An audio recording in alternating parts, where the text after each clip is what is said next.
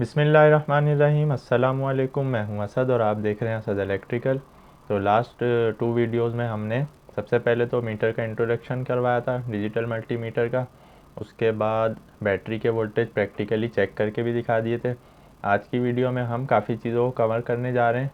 तो ये सब क्या रखा हुआ है हमारे पास, सबसे पहले तो इंट्रोडक्शन करा देते हैं। हमारे पास एक कैपेसिटर है, ये बैटरीज़ हैं कुछ जिनको हम सेल्स भी कहते हैं। ये हमारे पास कुछ रेजिस्टर्स हैं, ये सर्किट ब्रेकर है, ये डायोड है, ये फ्यूज़ है और ये कॉइल है। ये हमारे पास एसी सप्लाई मौजूद है। तो हम आज की वीडियो में क्या क्या चीज़ें कवर करने जा रहे हैं। वोल्टेज एसी, जो कि हम पहले भी करके दिखा चुके हैं, लेकिन आज दोबारा इसको चेक कर लेंगे मीटर से। वोल्ट डीसी, जो कि हमने बैटरी पर चेक करके दिखा दिए थे, तो हमने छोटी बैटरीज यहाँ रखी हुई हैं, इनको भी हम प्रैक्टिकली चेक करके दिखा देंगे।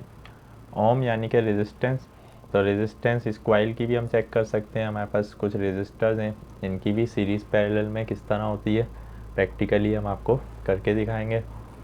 कैपेसिटेंस यानी कि कैपेसिटर को किस तरह चेक किया जा सकता है मीटर से, इसकी वैल्यू हमेशा माइक्रोफैराड्स में आती है, जो कि हमने बताया था।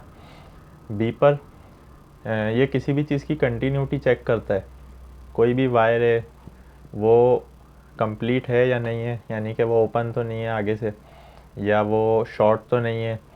तो ये कंटिन्यूटी बीपर जो है वो कितनी वैल्यू पे काम करता है, ये हम जब इस पे आएंगे तो अभी इसकी डिटेल बताएंगे। आखिरी चीज़ है डायोड। हमने एक डायोड रखा हुआ है। डायोड होता क्या है, ये किस तरह काम करता है, इसी तरह कैपेसिटर क्या होता है, ये हम अलग से पढ़ेंगे। आज की वीडियो में सिर्फ प्रैक्टिकली चेक करने का तरीका दिखा रहे हैं कि अगर आपके पास डिजिटल मल्टीमीटर है जिसमें सारे ऑप्शन हैं, तो उनसे आप किस तरह वैल्यूज़ को चेक कर सकते हैं। तो स्टार्ट करते हैं। तो ये हमारे पास मल्टीमीटर है। जैसा कि हमने बताया था कि लेफ़्ट के जो 2 पॉइंट्स हैं ये एम्पेयर की मेजरमेंट के लिए, यानी कि ये 10 एम्पेयर तक की वैल्यू के लिए, और ये 400 मिली एम्पेयर तक की। तो आज की वीडियो में सिर्फ हम एम्पेयर्स को स्किप कर रहे हैं, बाकी चीज़ें हम सारी कवर करेंगे इंशाल्लाह। तो मीटर की जो 2 वायर्स हैं वो हमने ब्लैक को कॉमन पर ही रहने दिया, रेड को हमने यहाँ लगा दिया है, क्योंकि हमें जो सारी चीज़ें चेक करनी है वो यहीं से चेक हो जाएंगी। अब हम स्टार्ट करते हैं। वोल्टेज को हमने मीटर को हमने वोल्टेज पर रख दिया है, वोल्टेज एसी। तो वोल्टेज एसी पर हम आ गए हैं। अब हम इसको यहाँ पर जो सप्लाई मौजूद है उसको चेक कर लेते हैं कि कितने वोल्ट आ रहे हैं। 232.5 यानी कि 232 समझ लें, ये वोल्ट एसी आ रहे हैं हमारे पास। अच्छा, ये मीटर के 2 वायर हैं, रेड और ब्लैक। इसको आप फेस पर जो है ब्लैक लगा लें, न्यूट्रल पर रेड लगा लें, तब भी वैल्यू सेम आएगी। अगर आप फेस पर रेड लगा लें, न्यूट्रल पर ब्लैक, जब भी वैल्यू सेम आएगी। इसमें पोलैरिटी का कोई मसला नहीं होता। ये क्यों नहीं होता, इसको हम अलग से डिफ़ाइन करेंगे। अब हम आ जाते हैं वोल्टेज डीसी पर। तो ये 0 वोल्ट डीसी है। अभी ये हमारे पास कुछ बैटरीज़ हैं। ये 9 वोल्ट की बैटरी है, इसका ये पॉजिटिव होता है, यहाँ लिखा हुआ होता है ये नेगेटिव। तो अगर तो ये फुली चार्ज होगी तो ये हमें पूरे वोल्ट बताएगी। अगर तो यूज़ हो चुकी है, चूँकि थोड़ा हो सकता है इसके वोल्टेज थोड़े कम आए। तो ये देख सकते हैं आप -8। ये -8 का क्या मतलब है, हमने मीटर की नोब गलत लगा दी। तो एसी में तो पोलैरिटी का कोई मसला नहीं होता, लेकिन डीसी में इस चीज़ का ख्याल रखना होता है कि मीटर की रेड वायर हमेशा बैटरी के पॉजिटिव पर लगे। अब हम इसको पॉजिटिव पर लगा देते हैं और ब्लैक को नेगेटिव पर, तो वैल्यू पॉजिटिव में आ गई है, यानी कि 8.1 समथिंग। तो बैटरी में ये चीज़ ख्याल रखनी होती है हमें चेक करते वक्त डीसी में, कि हमारे जो मीटर की नोब है वो पॉजिटिव रेड पर ही लगनी चाहिए, और नेगेटिव जो है वो ब्लैक जो है वो नेगेटिव पर। तो ये जो सेल होते हैं, इन सेल में जो इसका जो ऊपर वाला हिस्सा होता है ये पॉजिटिव होता है, यहाँ लिखा हुआ भी होता है, और ये नेगेटिव होता है। ये 1.5 वोल्ट का सेल होता है, जिसको हम AA साइज़ इसका कंसीडर किया जाता है। तो इसके वोल्टेज हम किस तरह चेक करेंगे कि पॉजिटिव को यहाँ लगा लेंगे, नेगेटिव को यहाँ 1.1 वोल्ट आ गए, यानी कि फुली चार्ज नहीं है, वरना 1.5 होने चाहिए थे इसके वोल्ट। दूसरे सेल के हम देख लेते हैं, 1.1 समथिंग। तीसरे सेल के 1.2। तो ये फुली चार्ज नहीं है सारे, ये देख सकते हैं। अब हम इसकी मीटर की जो केबल्स हैं वो चेंज कर रहे हैं, यानी कि नेगेटिव पर रेड लगा रहे हैं और पॉजिटिव पर ब्लैक, तो अब ये माइनस में वैल्यू आ जाती है। तो डीसी में ये बता देता है मीटर कि आपने मीटर की जो वायर है वो गलत लगाई हुई है। अब हम 1.1 और 1.2 के दो सेल्स को सीरीज़ में लेके आ जाते हैं, यानी कि इसका पॉजिटिव इसके नेगेटिव से इस तरह जुड़ जाएगा, ये सीरीज़ में आ गए। तो ये किस तरह चेक होंगे, पॉजिटिव हमने यहाँ लगा दिया, नेगेटिव हमने यहाँ, तो वोल्टेज जमा हो गए यानी कि 2.3। और अगर हम एक और सेल लगा देंगे, जो कि अभी हम कर नहीं सकते प्रैक्टिकली, तो इसके भी वोल्ट जमा हो जाएंगे। तो सीरीज़ में वोल्टेज हमेशा जमा होते हैं। तो ये हमने AC और DC वोल्टेज चेक कर लिए हैं। तीसरा ऑप्शन है मिली वोल्ट DC। तो मिली वोल्ट की अभी हमारे पास कोई भी चीज़ नहीं है, तो चूँकि ये 1 वोल्ट से नीचे की हमारे पास कोई चीज़ नहीं है, तो हम मिली वोल्ट को स्किप कर देते हैं। नेक्स्ट ऑप्शन है हमारे पास, देख सकते हैं आप, मेगा ओम्स लिखा हुआ आ रहा है। अब हमने इसको ओम पे सेलेक्ट कर दिया है। तो हम हमारे पास जो रजिस्टर्स हैं, अगर इनकी वैल्यू कम है तो हम यहाँ से रेंज को सेलेक्ट कर सकते हैं, खाली ओम्स पे लेके आ जाते हैं। तो अब ये दो वायर हैं हमारे पास मीटर के, अगर हम इन दोनों को मिला दें तो क्या वैल्यू आनी चाहिए, यानी कि ऑलमोस्ट ज़ीरो के करीब आनी चाहिए, क्योंकि सिर्फ वायर की रेजिस्टेंस आएगी। तो हम इनको मिला के देख सकते हैं 0.2, तो ये ज़ीरो ही वैल्यू है। ये थोड़ी सी वायर की रेजिस्टेंस होती है, थोड़ा सा मीटर में एरर होता है। अब हम इसके दरमियान कोई भी चीज़ लगाएंगे पैरेलल में, तो उसकी रेजिस्टेंस जितनी होगी वो हमारे सामने आ जाएगी। तो सबसे पहले हमने एक रेजिस्टर ले लिया है। ये रेजिस्टर कितने ओम्स का है इसको देख लेते हैं। 149.6 यानी कि 150 समझ लें, 150 ओम का ये एक रेजिस्टर है। दूसरा रेजिस्टर जो इसी तरह का है, इसकी शेप भी सेम लग रही है, तो इसकी वैल्यू सेम ही होगी, ये भी 149.7 यानी 150। तो अब ये 150 के दो रेजिस्टर हमारे सामने। तो जैसा कि आपको याद है कि सीरीज़ में रेजिस्टेंस हमेशा जमा हो जाती है, हमने इन दोनों को सीरीज़ में जोड़ लिया है। सीरीज़ का मतलब आपको याद होगा, आपने आपको सब डिटेल समझा दी थी, फार्मूला भी याद होगा। तो R1 प्लस R2 कितनी होनी चाहिए, अगर 150 के दो रजिस्टर सीरीज़ में आ गए, तो इसकी जो वैल्यू है वो 300 के करीब जानी चाहिए, जो कि आ गई है 298, यानी कि 300 शुमार की जाएगी। हमारे पास एक और रजिस्टर है यहाँ पर, इसकी वैल्यू कितनी है ये देख सकते हैं, अभी मीटर ओम पर है।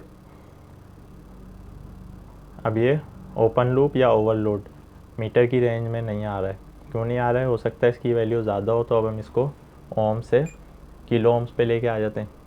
तो अगर इसकी वैल्यू हज़ारों में होगी तो ये किलो ओम्स में आ जाएगी। तो ये 1.9 किलो ओम है। 1.9 किलो ओम का मतलब है, यानी 1.99 का मतलब है 2 ही शुमार की जाएगी। तो ये 2 किलो ओम्स यानी 2000 ओम्स का एक रेजिस्टर है। तो इस तरह रेजिस्टेंस मुख्तलिफ होती है रेजिस्टर्स की। अच्छा, अब ये दो सीरीज़ में तो हमने चेक कर लिए थे, इनको पैरेलल में किस तरह लगाया जाएगा। दो रेजिस्टर पैरेलल में इस तरह होंगे कि इनके दोनों साइड से हम टर्मिनल्स को मिला देंगे। ये दो रेजिस्टर हमारे पैरेलल में आ गए, इनकी वैल्यू हम इस तरह ले लेंगे।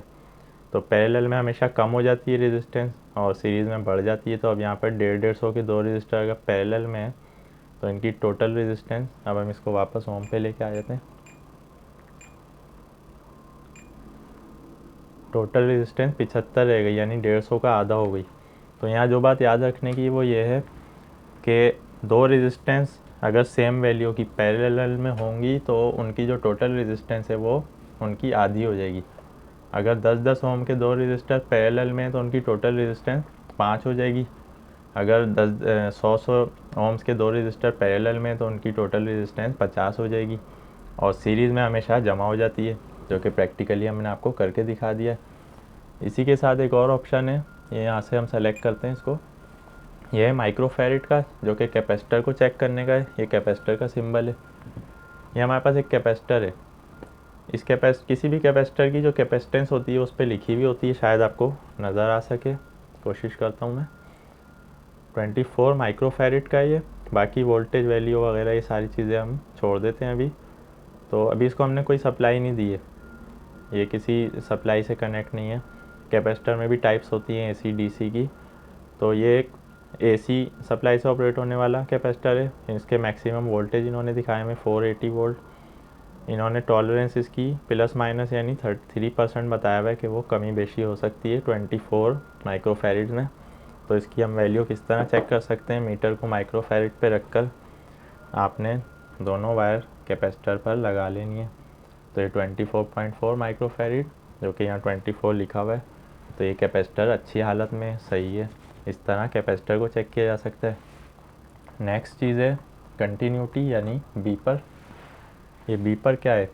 अगर कोई भी चीज़ ज़ीरो रेजिस्टेंस होगी तो ये फ़ौरन बीप बजने लगेगी इसकी, ये देख सकते हैं आप। अच्छा, ये कब तक बजेगी? किसी भी चीज़ की रेजिस्टेंस 25 ओम से अगर कम है तो ये बीपर हमें बता रहा होगा कि इसकी रेजिस्टेंस कम है, और साथ में रेजिस्टेंस भी आ रही होगी। 25 से ऊपर हो जाएगी तो वो वैल्यू दिखाएगा, लेकिन बीपर नहीं बजेगा। तो बीपर का मतलब ये होता है कि वो चीज़ आगे से मिली हुई है या उसकी रेजिस्टेंस बहुत कम है। इससे हम शॉर्ट सर्किट का पता लगा लेते हैं कि दो वायर अगर पीछे से शॉर्ट हो रहे हैं, मिले में आपस में या बॉडी के साथ, तो बासानी बीपर हमें ये बता देता है। तो इससे फ्यूज़ को चेक किया जाता है। ये एक फ्यूज़ है। फ्यूज़ में एक अंदर वायर होता है जो कि इसकी रेटिंग के हिसाब से होता है। अगर उससे ज़्यादा करंट फ्लो हो तो वो वायर जल जाता है, यानी कि फ्यूज़ फिर ख़राब हो जाता है। तो फ्यूज़ सेफ्टी के लिए होता है। फ्यूज़ पर हम अलग से गुफ्तगू करेंगे। अब ये फ्यूज़ सही है या नहीं है, इसको हम कंटिन्यूटी पे इस तरह चेक कर सकते हैं। इसकी वैल्यू तो 7 ओम है, लेकिन ये बीपर दे रहा है चूँकि ये 25 ओम तक बीपर बचता है। तो इसका मतलब ये फ्यूज़ सही है। अगर ये फ्यूज़ डिफेक्टिव होता तो ये इसी तरह वैल्यू इसकी सेम रहती जैसा कि इस हालत में। अब ये ब्रेकर है, ये ब्रेकर ऑफ है, तो ये ओपन है सर्किट, तो ये ओपन लूप ही लिखा हुआ आता रहेगा यहाँ पर। हम इसको ऑन कर लेते हैं, तो अब ये कॉन्टैक्ट अंदर से मेक हो गया होगा। ये देख सकते हैं आप, ये 1 दिखा रहा है, यानी कि 0 के करीबी वैल्यू आ गई इसकी। तो ये कॉन्टैक्ट बन गया अंदर से। तो ये किसी भी चीज़ के शॉर्ट सर्किट के होने का पता देता है और ओपन सर्किट के। तो बीपर से हमें ये आसानी हो जाती है। इसी के साथ ये डायोड का ऑप्शन है, आपको नज़र आ रहा है। अच्छा, डायोड क्या होता है, किस तरह काम करता है, इसको हम डिटेल से बताएंगे क्योंकि ये डिटेल से समझने वाला टॉपिक है। डायोड को चेक किस तरह किया जा सकता है? डायोड के ऑप्शन पर मीटर को लाकर, अगर आपके मीटर में ये ऑप्शन है तो डायोड की जो शेप है आप देख सकते हैं, मीटर में भी इसी तरह बनी हुई है, यहाँ पर भी। डायोड एक सेमीकंडक्टर डिवाइस है जो कि करंट को अपने अंदर से सिर्फ एक डायरेक्शन में फ़्लो होने देता है, यानी कि एनोड से कैथोड की तरफ। तो इसमें कभी भी कैथोड से एनोड की तरफ करंट फ़्लो नहीं होगा। इसको चेक करने का तरीका ये होता है कि उसको कुछ डीसी वोल्ट अप्लाई करता है मीटर। जब हम डायोड पे लगा देते हैं तो वो डीसी वोल्ट अप्लाई होंगे तो करंट कहाँ से कहाँ फ़्लो होगा, यानी कि एनोड से कैथोड। तो करंट चूँकि कन्वेंशनली जो है पॉजिटिव से नेगेटिव तक की तरफ फ़्लो होता है, तो हमें हमेशा इस तरह लगाना होगा मीटर को डायोड पर कि पॉजिटिव हमारा एनोड पर आए और नेगेटिव हमारा कैथोड पर आए। ये आप देख सकते हैं, अभी इसकी जो वैल्यू है वो आएगी 0.57 समथिंग, जो भी इसकी वैल्यू है, तो वो हमेशा एनोड से कैथोड आएगी। अगर हम इसको घुमा लेते हैं, अब कैथोड पे हम पॉजिटिव लगा लेते हैं मीटर का और एनोड पर जो है वो नेगेटिव, तो वैल्यू हमारे पास नहीं आएगी। अब वैल्यू हमारे पास नहीं आ रही है, यानी कि अब करंट फ्लो नहीं हो रहा है इसमें से। जो वोल्टेज मीटर अप्लाई कर रहा है वो सर्किट कंप्लीट नहीं हो रहा है यहाँ। तो ये एक ही डायरेक्शन में हमेशा करंट को फ्लो होने देता है, इसीलिए इसको सेमीकंडक्टर कहा जाता है। जैसा कि हमने बताया था सेमीकंडक्टर का कि वो क्या होता है, यानी कि कुछ सूरतों में करंट को गुजरने दे, कुछ में ना गुजरने दे। तो डायोड एक सेमीकंडक्टर डिवाइस है जो कि अपने अंदर से एक तरफ करंट को फ्लो होने देता है, दूसरी तरफ रोक लेता है। तो इसका सिंबल इस तरह होता है। इसकी डिटेल हम इंशाल्लाह आगे पढ़ेंगे। तो एक सही कंडीशन में डायोड अगर होगा तो वो हमेशा एक तरफ तो अपनी वैल्यू बताएगा जो भी होगी, 0.3, 0.4, 0.5। ये नॉर्मली 0.7 तक होती है। 0.3 से 0.7 एक अच्छा डायोड कंसीडर किया जाता है। अगर तो डायोड शॉर्ट हो जाएगा तो सेम कंडीशन होगी, यानी कि बीपर बजने लगेगा। और अगर तो डायोड ओपन होगा तो वो दोनों तरफ कोई भी वैल्यू नहीं बताएगा, और अगर सही होगा तो एक तरफ अपनी वैल्यू बताएगा। ये डायोड चेक करने का तरीका है। आगे जो दो ऑप्शन है वो एम्पेयर और मिली एम्पेयर के हैं, वो हम अलग से बताएंगे। अब हम एक चीज़ और रह गई है, फ्रीक्वेंसी चेक कर लेते हैं एसी हर्ट्ज़ पे रख के। तो चूँकि एसी सप्लाई हमारे पास ऑलरेडी मौजूद है, तो एसी सप्लाई पर हम डायरेक्ट मीटर को लगा देंगे। तो 50 हर्ट्ज़ यहाँ पर फ्रीक्वेंसी आ रही है, इस पर हम अलग से बात कर चुके हैं। तो आज की वीडियो में हमने practically capacitor, diode, circuit breaker, fuse, resistor और बैटरीज और डीसी और एसी वोल्टेज चेक करने का तरीका बता दिया। आखिरी चीज़ हमारे पास रह गई है क्वाइल। इस क्वाइल की रेजिस्टेंस ओम्स पर रख कर ही चेक की जा सकती है बासानी।